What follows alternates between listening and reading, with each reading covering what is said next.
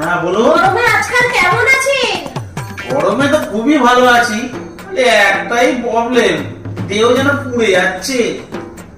ও শুনুন না, হুম। আপনার কাছে আমার একটা প্রশ্ন আছে। হ্যাঁ বলুন, কি প্রশ্ন?